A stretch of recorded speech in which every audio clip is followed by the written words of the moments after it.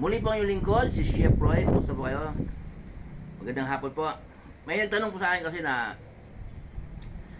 Chef Roy, mayroon bang power yung panalangin? Mayroon bang kapangyarihan? Sabi nila. Kasi ang panalangin daw, yun ay pakikipag-usap sa Diyos. Tama, correct. Sabi ko naman, depende. Kung may relasyon tayo sa Diyos, may power nga yung panalangin natin. Pero kung wala tayong relasyon sa Diyos, hindi tayo kilala ng Diyos, walang power. Kahit anong gawin, iyak-iyak, luhod-luhod. Kasi po, biblical po yun, sulat ni Pablo na malaki ang nagawa ng panalangin ng taong matuwid. May mababasa dito sa Old Testament, sa New Testament, mayroon ding mababasa.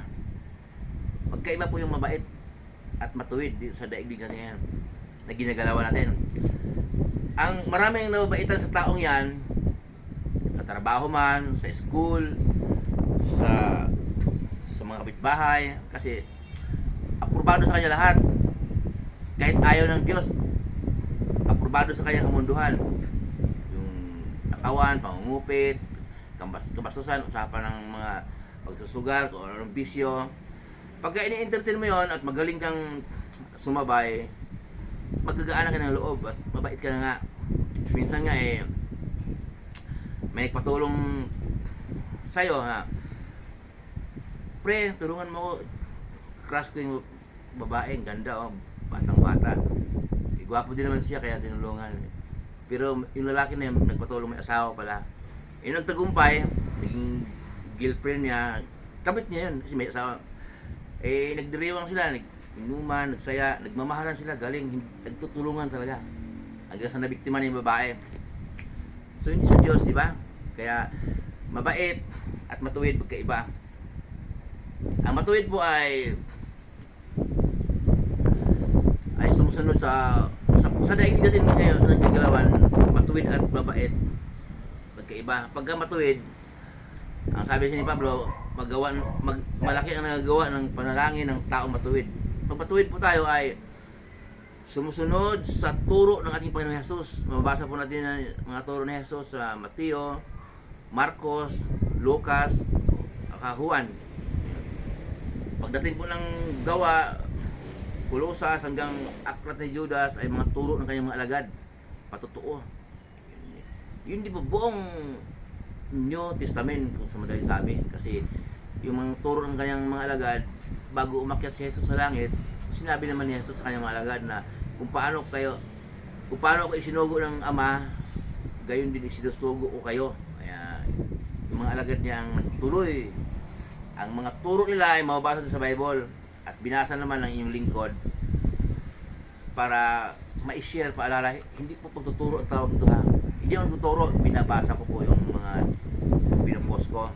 Yun po. At yung panalangin po ng, kahit na po panalangin ng mananampalataya, matuwid, hindi po lahat na ibibigay ng Diyos, naririnig ng Diyos. Dahil mananampalataya ka may relasyon ka sa Diyos, may ugnayan ka sa Diyos. Kasi po, kaya tayo humihiling sa Diyos dahil gusto natin. Pero ang Diyos po ang nakakaalam kung ano ang ating kailangan. Magkaiba po yon. Gusto natin o kailangan natin. Halimbawa po, gaya nung naikwento ko na mayroong lumapit sa akin na isang binata na edad siguro 23. Sabi sa akin na mayroon daw siyang mahal na mahal yung babae niya, hindi niya, araw at gabi hindi na maalis sa isip niya. Kailangan din niya. Kabata niya, matagal niyang mahal na mahal at ayaw sa kanya. Okay? Ngayon sabi ko, ipanalangin mo kaya. Ipanalangin mo, malaki ang nagagawa ng panalangin ng taong matuwid. Kailangan magpakbaba ka mo sa Diyos, hingi ka ng tawad bago ka humiling. Okay? Magpakbaba ka, may kababa ang loob. Pag manalangin tayo.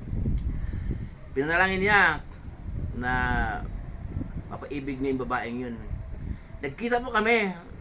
Tapos nung nagkita kami, mga 10 araw yata o isang linggo, nagkita kami, sabi ko, kumusta nga pala? Sabi niya, yung pinalangin ko nanalangin ako, 3 gabi ako nanalangin, nakita ko siya na lasing, may kasamang lalaki galing sa hotel. Tumawa ako. Dininig ng Diyos ang panalangin mo. Ang sabi ng Diyos, hindi mo siya karapat-dapat sa'yo, hindi karapat-dapat mahalin kasi lasinggera, saka nag-hotel pala, may kasamang lalaki. Baka kabit lang siya. Dalaga ka mo yung babae.